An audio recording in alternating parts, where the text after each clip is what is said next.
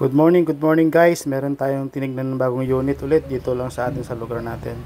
Ito yung Hyundai Getz. I think 2010 model to, kulay pula. Check natin mamaya. Sinusungkit na. Ay, flat pala yung gulong.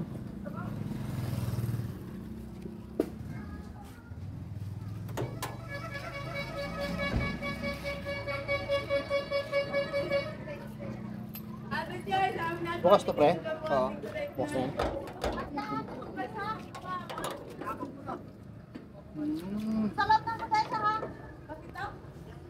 12 bulbs. Hindi na mag-start kaya? Start. Mag-start na.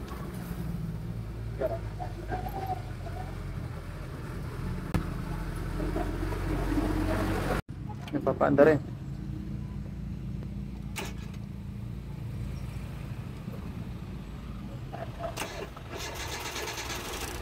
Yun o. Isa pa.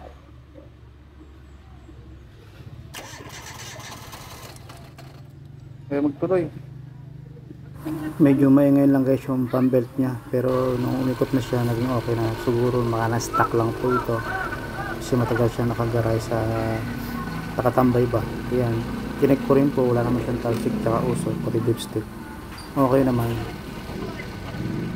Ayun, so tinik natin yung pintura niya, medyo kailangan pinturahan yung mga scratches tsaka yung mga faded niya.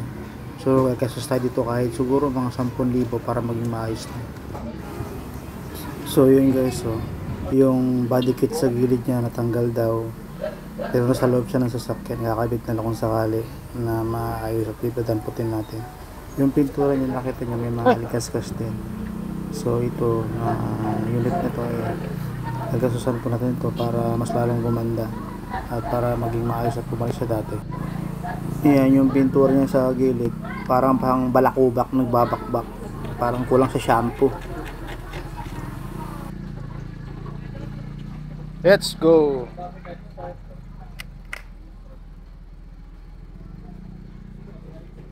May tikkab, parang salita sa Ilocano yan sa amin. May tikkab yung balat mo kapag yun nangangati, nagbabalat-balat.